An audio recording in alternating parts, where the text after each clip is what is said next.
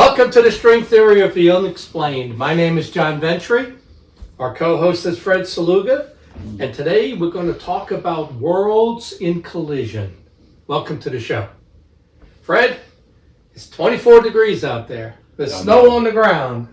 I got my wood-burning stove going. I got the heated floor going in the kitchen, trying to heat this house. Yeah, it takes a lot. It's cold. Well, I got 23 rooms, in this house. 23. I counted them, 23 rooms for one person.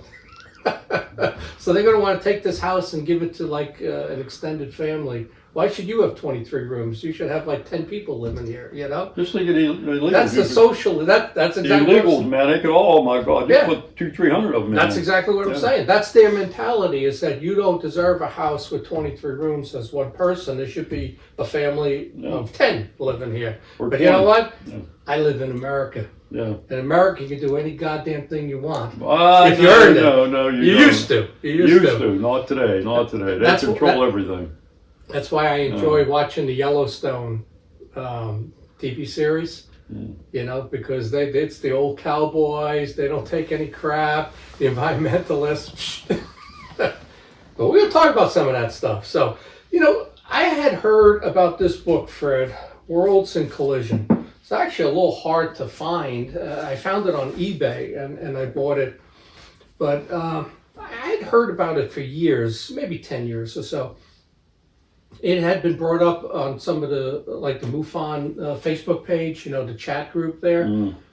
So I said, let me get the book and read it. It's almost 400 pages, So this guy, he's written a lot of other stuff. It's not the only book that he's written, but it was written in 1950, and his name is Immanuel Velikovsky, Worlds in Collision.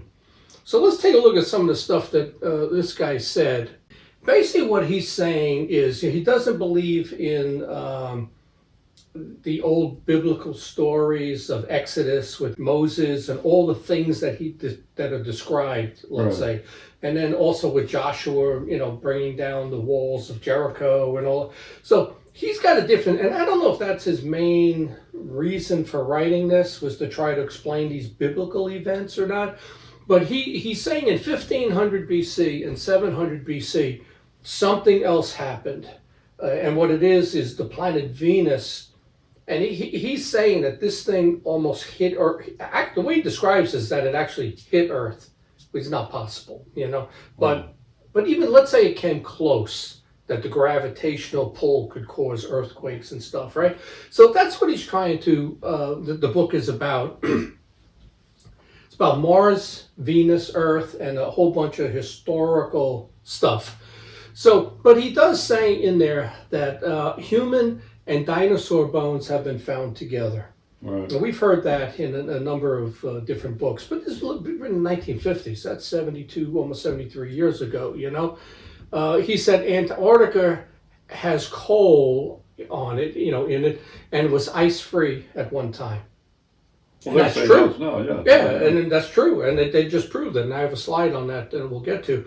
But you remember there was the Perry Rees map, that Turkish admiral, Perry Rees. Oh. And we've talked about this in a couple of shows. He was able to draw a map of Antarctica with no ice, and it's correct. That was back maybe around in the 1500s, 1600s, somewhere around there.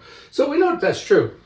The other thing he talks about is that mammoths were frozen while eating. And that's true. When they find some of these mammoths like in Siberia and they take them up, there's still food in their mouth and in their digestive system. So you got to think about that. What happened that you had, let's say, mammoths, and they're in cold areas, and all of a sudden it went from 25 degrees out to minus 40.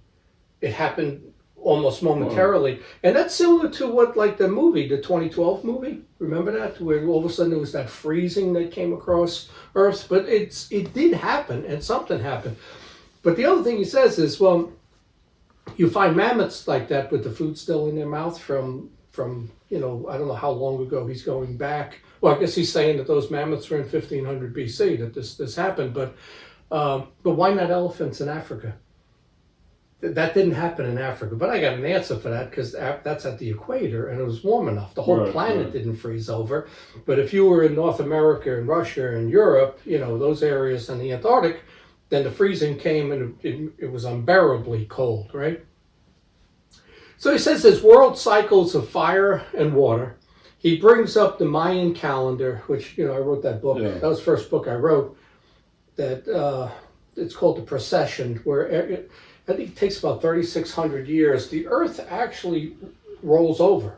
It's a half a degree every 72 years, and it changes. So here's the thing, though, Fred, is that he's not just saying this as a theory. He then, throughout the book, he cites numerous texts from that time frame, from India, the Mayans, the Greek, Roman, Chinese, Hebrew, Egyptian, Native Americans, and even other cultures in Scandinavia, all over. I just listed 8 of them. But so you got these books that are talking about things happening in 1500 BC, and I'm going to get into that. So it's not like he's making this stuff up, right?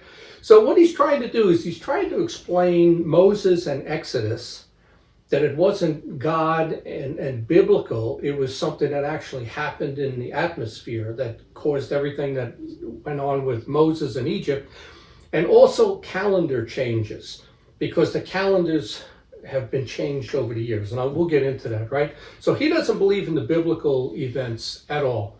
So I tried to find some pictures the best I could.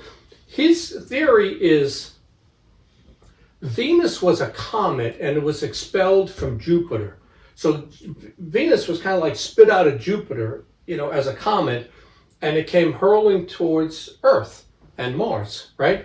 So, but the way he describes it in the book, and he says Jupiter was a failed sun, that Jupiter was supposed to be a sun also. Imagine that, if Jupiter was a small star, that would change. I don't even know if the planet would survive if Jupiter was actually throwing off light. Well, you would have no darkness then, because Jupiter's on the other side of us. You'd have the sun, Jupiter, and us, right? But, so I tried to find some pictures here, and he kind of says that Venus struck Earth, right? Kind of grazed off of it, ricocheted off, but we know that's not possible. If that happened, it would rip the atmosphere away, the gravitational pull. The moon wouldn't be there anymore. If Venus came that close, the moon would be gone. Yeah, right? But when did the moon come about? Was the moon there all the time, or was it man-made? No, it wasn't there the whole time. Okay, so it's very possible the moon might have been there anyhow. The moon is older than Earth, but it wasn't there the whole time, Well, it wasn't man-made. You're saying it might be alien-made, is what you're saying, and placed there. Is that what you're saying? It could have been. Yeah, because we couldn't have put it in there. Again, let's look at, what was the name of the place? Atlantis. Maybe the people from Atlantis made it. Well, we get into that. We get into that. So this is what he's saying here, that it was Venus came from Jupiter, and it was actually a comet, and it was seen. And then in his stuff, he describes them seeing a comet. They call it like a snake with a tail because it's a comet, but it's very close to Earth. So imagine seeing a comet that's like right where the moon is, or not even too much further than that, right? So he tries to describe these things. He says that when Moses turned the river, into blood and water into blood, that was really dust falling from Venus, from the comet. It was red dust like Mars, and it was the red dust that turned the water red. He said... Whoa. So it did exactly when he said that. I mean, the Venus shit just fell. I mean, I'm going to turn the water into red. All of a sudden, it just came down. Well, the timing's incredible. And you'll see more of this. Come on. So, and here, the Red Sea parted because of Venus coming. It kind of just, the gravitational pulled the Red Sea apart. Just when Moses showed up, this is amazing. Man. He had amazing timing. Moses was he was a magician. But then the Bible describes a hail of stones, and those are small meteors coming off of Venus. There was a plague, right? He says that's a bacteria that came off of Venus, and it does describe 5 days of darkness, right? So in my mind, what could have happened though? Let's say Venus passed by. Yeah. Let's say it's 2-3 times the distance of the moon. It's probably 10 times the size of the moon, right? Right. So let's say it took 5 days to pass by and it blocked out the sun. Uh-huh. How cold would it get on Earth if we had no sunlight for 5 days? I think it get pretty cold. I mean, it's 400 and something degrees minus Fahrenheit in space. So if you had no sun for 5 days, that could cause this rapid freezing. Let's say, with the mammoths, because all of a sudden, it's already 25 degrees there in Siberia and North America. You get no sun for 5 days, and next thing you know, it's 25 below, and nothing's living through that. So that's possible. He then says, he tries to explain where oil came from, and he said in the tail of Venus was oil, and oil just rained down on Earth, and that's where all the oil. But that's not possible, because it would have killed all the crops, the oceans. It would have killed everything if it rained oil, so that's not possible, And so that's him in 1500 BC. Then he talks about Jericho in 700 BC, and the collapsing of the walls of Jericho wasn't because Joshua had a trumpet or whatever. Well, you forgot the man, the grains fell from the comet. Oh, okay. I didn't bring that up. He also said that the manna that they ate were like seeds from the comet that fell, and then it would, they germinated and it grew. I don't know that seeds can fall from space, out of space, and live through that and not burn up in the atmosphere. Well, I thought the man, when they got it, they ate it. I never heard of it. Well, he said it would germinate, and maybe as it came down, it grew into bread. I don't know. But, a lot of this stuff doesn't make any sense that we know it doesn't. But, the earthquake that took place in Jericho, he says, was caused by Venus now passing by again. It went on a rotation around Earth is what it was, every 52 years. And then it got further and further away from Earth, We need Cosmos Ray here. Yeah, that's who we need, is Dr. Ray Keller. Right, I got to ask him if he's familiar with this book, because he's coming to the Pittsburgh conference, right? So, and then, also the trumpet sound. Well, when there's earthquakes and tectonic plates moving, you hear those noises. Remember a few years ago, there was like people saying, I'm hearing like trumpets. That's the grinding of the plates, right? But he says in his book that Earth stopped rotating. That's not possible. You just don't go 24,000 miles an hour and come to a stop. But he did say, or there was a pole shift. And there's been books written about that it's possible for the crust of the Earth to slide, right? We keep spinning, but the crust is on a liquid mantle. So technically you could slide it. So, and there's been books written on that. And he said that caused massive tsunamis. Atlantis was destroyed.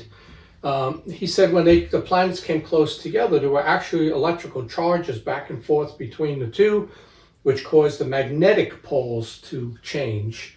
And we do know the magnetic poles are the ones that are changing right now. Right. And they have to update that almost daily, because your GPS and everything is set to the magnetic pole. And the magnetic pole right now is like 1,800 miles off. It's not here and here. It's more like that, the magnetic pole. So, and he said this is actually what destroyed Sodom and Gomorrah. They were meteor strikes that took out Sodom and Gomorrah, and those were meteors off of Venus. I think he's stretching it here to make, to explain all of this stuff. He said mountains collapsed and they rose, the volcanoes went off, but he does cite that in Chinese documents, 1 million Chinese people drowned around the Yellow River because it flooded in the same time frame. So, and a lot of the stuff that he is saying did take place in other periodicals at that time frame. They describe the same thing. So here in October, in Antarctica, they found mammoth DNA. So there were mammoths living in Antarctica. And we know that there's cold down there. And one time Antarctica did not have ice. It was green, Well, they say if you go down in Antarctica now far enough, you can actually find that down there. It's green underneath. No, they under the ice caps that are there. And that's how they do it. They drill down and they get these samples, right? So, and then there's a picture of Exodus. So he's saying the gravitational pull is what separated, the sea so that Moses and them could go through. And then, of course, as the Egyptians came through, it let go, So, but then, so now he starts going into other cultures. Mm. So here's the Egyptian records, right? Mm. In their records, it says that stars have reversed direction 4 times. So you would see the sky moving in this direction, and then whatever, it's moving in that direction, right? I think I can explain that, though, is that you're talking over a long period of time. Well, it'd have to be every 3,600 years, the Earth does a complete rotation over. When you're now from the north and you're in the south, I think it then looks like it's going in the opposite direction. But that didn't happen slow, like next week. It doesn't just happen that way. But that's what it says, right? It says the south became the north. Well, that could be. And that would have to be the planet turning over, right. But still, you would see that coming for thousands of years. But he's kind of implying it happened almost immediately, There's a panel on the ceiling of a tomb in Egypt, the tomb of Senmut, and it shows the zodiacs reversed. I tell you, some of those things down there in Egypt, like the one that shows the helicopters and the planes and the submarine, you got to wonder about this stuff, Plato said, at times the universe rotates in reverse. That almost implies that the Earth was not only spinning, but it was also turning over on a regular basis, So you would go from hot weather to cold weather to hot weather. That was almost a routine thing. In Plato's Timaeus, that's a book he wrote, he describes an Earth collision with a large object. Maybe it was just a large asteroid, I don't know. But in this Greek, Caius Solinus, he said the sun now sets where it formerly rose. Right? And in the Talmud, it says the sun rose in the west and set in the east. So this is documented in the same time period in all these journals. And I'm not going to try to explain how it could happen, but he's showing that this stuff has been described in other cultures. And every culture has a prayer of protection from Venus, the destruction that Venus caused. Mars is like the god of war, but they looked at Venus as you needed protection against what it's going to do to you because it was passing by Earth. Here's just some pictures of the pole reversal, the magnetic pole. The United States flooded at one time, which we do know the plain states were completely underwater. Mm-hmm. See, and this is what it would look like, Fred. Antarctica now is at the equator, let's say. Right. And the United States maybe would be here, heading down into the South Pole area in this picture. And, it kind of makes it sound like that stuff did take place until maybe the moon showed up at a different time period and stabilized everything. I don't know. But it's described in other cultures, 10 of them at least. So then there's calendar changes too that he's talking about this same time. In the book of Tao, it says the 4 seasons don't observe their times. Moses could not understand the new calendar. January fell in the spring, and it went from 360 days a year, was 12 months, 30 days a month. They had to add 5 days to 365. So all of a sudden you got 5 more days. Venus is referred to as the morning star because you see it on the horizon, right? Low in the sky. And same as Satan for destruction. Venus is the star of destruction. Satan obviously is the destroyer, right? So he says that Venus would come back like an elliptical orbit around Earth every 52 years, and it would get further and further away. There'd be destruction each time, but not as bad as it moved further away from Earth. That Venus changes color and size. Well, as it gets further away, it would look smaller, right? But then there are astronomical charts from back then in all of these cultures, and that only show 4 planets, right? And then at some point there, they show a 5th planet of Venus. But here's the thing, Venus is bigger than Mars and Mercury. Right. So Venus should have always been there because you could see Venus easier than you could see Mercury, let's say, right? Right. But he's proving that at some point there they added a 5th planet to the solar system. The only thing Who added it? Well, it would be the Egyptians, the Chinese, in their astronomical charts. If you go back then, there was 4 planets. And then all of a sudden it started showing there are 5 planets in the sky. So they added it. The only thing I can think though is that Venus is on the horizon, right? When you see it, it's bright. Right. Maybe if our tilt was a little different, you never actually saw Venus. You know what I'm saying? Like it didn't come up over the horizon. But then again, we spin. I don't know. Maybe when you're at night is when you would see Venus. I don't know. But here's the other thing: is that Venus is the only planet in the solar system. It rotates in the opposite direction than the other planets. Like, let's say we all spin this way, it spins that way. It's the only one that spins in the opposite direction. And, Mars and Venus became, gods for the Greeks and Romans. Mars was always Ares, right? And the god of war, etc. And the same thing with the Romans. So what he's saying then happened as it got further away from Earth in its rotation, it struck Mars. Venus struck Mars in 687 BC. Venus is 6 times larger than Mars. And he's saying that they struck. 687 BC is basically the start of the Greek and the Roman empires. The Iliad and the Odyssey and the Olympics all started around that same time frame. There's documents where entire armies were going to war and they were actually struck by meteors. It wiped out an entire army. There was one there, I think it was like 13 or 20,000 soldiers just wiped out by meteor strikes. It's the same time that that black meteor fell, the one that in Mecca that the Muslims, they walk around and they worship.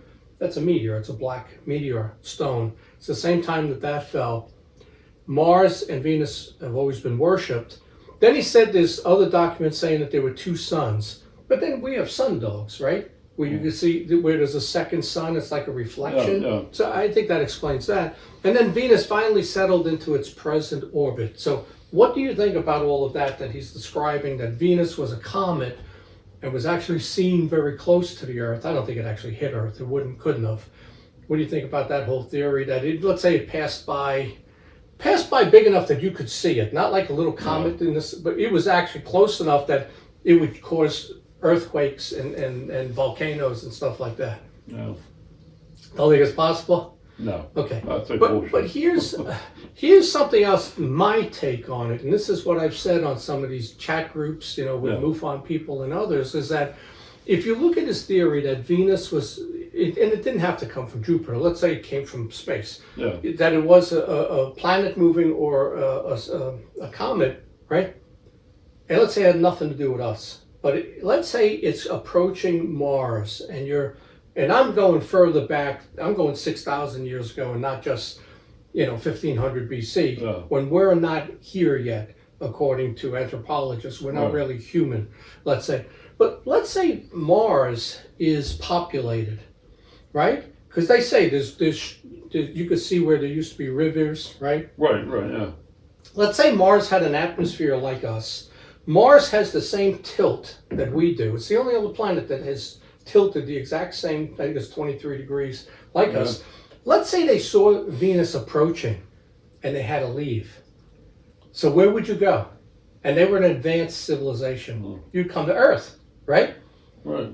So maybe when you look at anthropology and they find all of these, cavemen and Neanderthals and Cro-Magnons and all these older hominids, maybe that's what was here, and we're actually Martians. That they came in 6,000 BC. They had to leave Mars. They had to leave Mars, and they came here because all of a sudden, 6,000 BC. You're going to say now. Wait a minute. You're saying now that cavemen came from Venus. No, we were cavemen here. Oh, I thought you. No. I thought you were saying they came down in a ship from here. I'm saying, whoa. The humans like us were from Mars. Yeah. What you see as cavemen and Neanderthals were what was here. Yeah. And that's why you find their bones. But then there's a gigantic leap from that to humans. Yeah, okay. But the humans are actually Martians. Yeah, I can see that. Yeah. Because all of a sudden at that time period, 4,000 BC, boom! All of a sudden, and you're building, pyramids, you got math, you got brain surgery, you got all of this stuff, you know. So maybe it was, but then that kind of supports the ancient alien theory, and I don't agree with that. I do believe in creation, but I'm trying to give you an example of something that could be, you know? Yeah, but creation could have been before that happened. I mean, if you had cavemen here, what created them? Right. But that wouldn't be, if it was created in the image of God, they wouldn't be a caveman, you know? You would be more like us. Maybe God looked like a caveman. Then he wouldn't be smart enough to do it. So, all right, let's get, so that's, I think that Venus may have been approaching Mars. It actually did come so close that it ripped the atmosphere from Mars, and that's why the planet died, because they believed that there were rivers there, etc. And, you know, that's just my UFO explanation to what could have happened that they came here. Mars, there's always been a lot of stories around Mars, the canals on Mars, right? Then you got all of this stuff, War of the Worlds, The Face on Mars, Total Recall, Ghosts of Mars, My Favorite Martian, The Martian Chronicles, Amazing Stories with John Carter, Mars Attacks, and there's a whole list of stuff that's related to Mars over the years. Then you got this one that came up, and this was always considered a UFO confrontation in the sky. Nuremberg, Germany, it's called Chaos in the Sky. It's a 1561 wood carving. It's actually on like a cabinet, a dresser. And it shows all of this stuff in the sky. Nobody's really been able to explain what was going on. And you know, back then they said, well, that was a battle. UFOs were fighting in the sky. Maybe it was meteors. Maybe it was that type of stuff. I don't know, related to Venus. Then I have to do a lot of reading to do the research on this. I come across the Testament of Solomon online, and I actually just ordered it, so I should get it in a week or so. But Satan tells Solomon in King Solomon's testimonial, right, that he was the highest ranking angel and he chose to live on Venus when the Watchers fell. So when the Watchers mated with women, right, Satan left and he went to Venus. Doesn't say why. Maybe he knew that there was going to be a wrath, or, you know, something was going to happen from that. And he also says he must leave in the presence of God's name. You know that from exorcisms and hauntings, and if you call upon the name of Jesus, the alien leaves, right? The demon leaves, that kind of stuff. So I thought that was interesting, though. But it says that Satan went to Venus. Here's something else: celestial charts from back then don't correspond. So if you look at what they drew of the sky, it doesn't correspond. And they actually have charts where you can go back to that year and what the sky looks like. You know, it's a computer program. Because the sky right now is not the same as it was 1,000, 2,000, 3,000 years ago. So the charts don't line up, so that supports his theory. Then he looks at sundials and water clocks, right? That's how they used to tell time and all of that. So the sundials and the water clocks are also at the wrong latitudes than where they should be when you go back and you work it out where so something is wrong back there. The celestial charts, the sundials, the water clocks are all totally wrong. Okay, so time out. So now we're talking about way back when, right? 2000. They couldn't even damn start a fire. How are they going to build a clock? But see, that's not true. In certain places, they were just starting to discover fire. But in other places, in the Middle East and South America, etc., they were doing all of this stuff. I mean, they built the pyramids in 2500 BC. That's 4,500 years ago. And some people say it's even older than that because there's water damage on the pyramids. They think the pyramids were built back around the time of the flood, that they were already there, that they were built way back. So we know the Nile River was fertile at the time. We talked about the 2012 movie with the rapid freezing that took place. Right now, the poles are off by 20 degrees, right? So the Earth doesn't spin like this. It spins on an angle. It's actually 18 degrees. Oh. He says 20 degrees. 5 days added to the calendar. And that's not like, when you're farming and stuff, you can't just, 5 days is a big difference. Oh, yeah. You could tell months, and you do that over 6 years, you're off by 30 days. That's a whole month. So that's very observable. There were full moon adjustments that had to be made because they did everything based on the full moons, etc. So the thing he's saying is there were 3 different calendar adjustments made, 3 different solar planetary charts made. So something happened in our past. And he's saying to follow the science and not the religion of the Bible, you know, but he doesn't explain Exodus and all of that. You know, Moses was not that lucky that that's what happened, you know. So he's saying that the colliding of planets changed Earth's orbit, changed the length of the year, days, and months. The poles shifted. He's trying to explain Exodus away. There are similar stories in other cultures. Maybe a comet blocked out the sun for those 5 days, and it got really cold with ice and rain falling and the rapid freezing. That part, I think, is, if it's big enough out there, it could block out the sun. And so I think something happened back then. So before I get into this next thing, any other thoughts on that? No. Okay, so then I'm looking, I said, okay, well, there's other things that have happened on Earth, right? The Younger Dryas period, that's in 9700 BC, so it's almost 12,000 years ago, right? And they proved this, well, here's the thing, radiometric dating doesn't work when you jumble things up, earthquakes, asteroid strikes, it doesn't work. But they get it from ice cores and stuff like that, right? So this is pretty much, Atlantis was supposed to exist around that time, and this may have been what ended Atlantis. And from what they know from the ice cores, is that this freezing took place in less than 10 years. An entire glacier ice age occurred. Like half of North America is covered in ice in 10 years. There were massive floods, wildfires, and the last ice age is part of this, right? And the melting of it created the Grand Canyon. And then in Washington, there's something similar to the Grand Canyon called the Scabblands. I actually looked that up. It looks like the Grand Canyon. It's in eastern Washington State. It's not as big as the Grand Canyon. So wait a minute. So where was Atlantis at? Oh, nobody really knows. But they're if there saying was, Atlantis was around there then?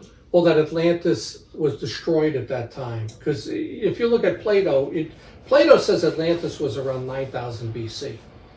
He's saying it was maybe 9700 BC. So then I took a look at climate change, right? Because they got all this documented. And since this Velikovsky guy is talking about all these events that happen to the planet and rapid freezing, melting, glaciers, all of that, here's a chart that looks at the last 17,000 years. So you could see the pink is the climate. The blue is snow, right? Ice covering. Mm-hmm. But you could see the way the climate goes up, goes all the way down, goes up. There was an 18-degree drop right here, and then a 20-degree increase in temperatures that took place. And then you go where we are is right here, where the mini ice age was from 1300 to 1850, and we're still warming up. We're 5 degrees colder right now than we were in 1500 BC. Okay, because at the time of Moses, it was 5 degrees warmer than it is right now. So the whole climate change thing, as far as man-made, is not real. It is warming up, and you can see from the charts how it went from cold to hot, cold to hot. We're actually right now the coolest we've been in the last 8,000 years. That piece up top here, we're colder now than we were in the last 8,000 years, right? It was warmer than it is right now. I'll show you. And we know this from the radiometric dating. When Mount St. Helens exploded in 1980, in 1990, they went back and looked at radiometric dated the lava rock and all of that. And it dated to be 350,000 to 2.8 million years old. So the dating doesn't work. Once you jumble it up with an asteroid strike, a volcano, earthquakes, all of that, none of the dating really works. That's why nothing they tell you about dates is true. The planet could actually be 6,000 years old. And I think I lean that way more than I do that it's millions of years. I don't believe millions of years. So that proves that radiometric dating doesn't work, right? But this is the best chart right here of the temperature trend, right? So this here is the last 4,000 years, right? So you see on the left side here, the Minoan period, you can see how much warmer it was there than it is now, right? So it was warmer back then in 2000 BC, let's say. Here's the Roman period, right? 2,000 years ago. Mm. You can see how much warmer it is here. Then all of a sudden it got really cold. It went from the Roman period and it got really cold here about 1,300 years ago. That's that mini ice age, right? Then it warmed up for a short period in the medieval time. This was the Viking time right here, where they went to Greenland and Iceland, and then it got so cold they had to leave. That's this mini ice age period right here. Then it warmed up again around 1100, about 1100 years ago. Then you get this mini ice age, and this is where we are right here. You see where the line is going back up at the end there? So when they talk about climate change and global warming, it was warmer back here. This whole 1,000 years ago, 2,000 years ago, 3,500 years ago, look how much warmer it was and where we are right now. We're warming up from 1850, was where that was, and that line went back up. So none of it is true about global warming. Yeah, It's warming, but it's natural. It's a moneymaker. Nothing to do with that. Well, I agree. It's a moneymaker. I agree.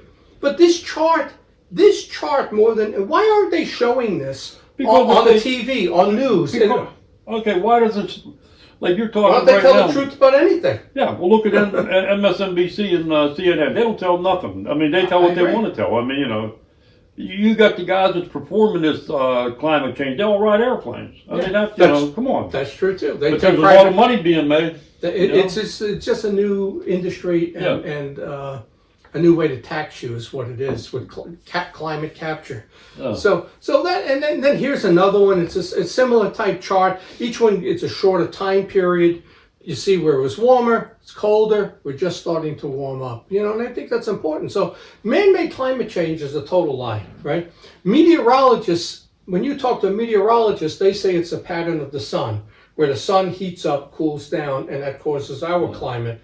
Climatologists, like the Weather Channel, the people who tell you the weather, climatologists, they say it's human-made fossil fuels that's causing all of it, and it's not true.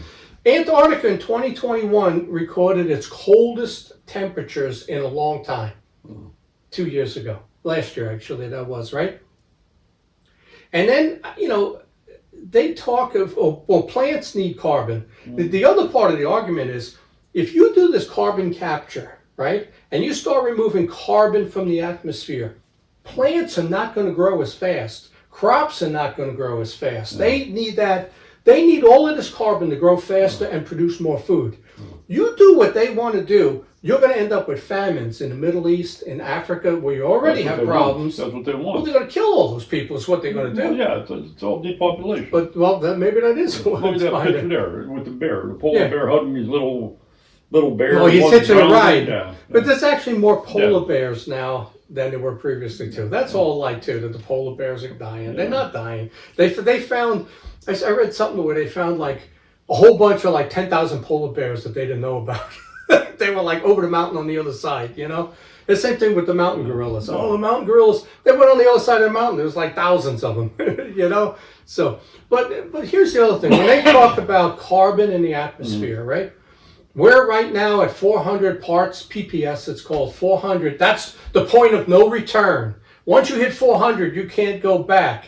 And they talk about how like every 50 parts is equal to 1 degree. So and I'm just guessing with that, we're at 400, right? I looked at their chart. For what they say, we may have gone up, that chart I showed you, we've gone up 1.75 degrees, right? Based on what they say about carbon, we should have shot up 10, 12, 15 degrees in temperature. With the amount of carbon that's there, if that causes the warming, we should be 10 degrees warmer than this right now. But you know what actually causes warming? Humidity. Oh. It's humidity. It's rain and humidity is what causes the atmosphere to warm up. It has nothing to do with carbon. And the Earth, for all the things that have happened, the oil spills, Fukushima, Earth has a mechanism, and I don't want to say Mother Nature, it has a way of adjusting itself. So no matter what you do to the Earth, it gets hit by an asteroid, whatever happens, a supervolcano, it makes an adjustment. It adjusts, which is almost supernatural. So, since Velikovsky's talking about all of that stuff, I thought I wanted to roll into climate change. Climate is changing. It's changed, as you saw from the charts. It has changed every 500 years. We just happen to be in a period now that's starting to warm back up, and it's totally natural. So But see, climate change is, like I said, it's a moneymaker. Oh, absolutely. Let's get rid of fossil fuel and we'll build windmills. So everybody will be making money with the windmills. And do you trust batteries? It's 24 degrees. I got news for you. I am not taking my snowmobile up to the mountain in 0-degree weather because I guarantee you, it's going to not be able to start. I have trouble starting every one of my battery stuff here. The snowmobile, the ATV, and you have to put a new battery in. I don't trust that one bit. So that's it, Fred. We're at 110 episodes. So this is a kind of different presentation. I tried to relate it to Mars, and maybe the Martians came here, but it was a book that I had heard about. That's very possible. I mean, I think that is possible. Again, but then, like creation, where did... well, Fred, if you think about the face on Mars, gigantic Pithecus guys come from, where'd they come from? I mean, they had to come from somewhere.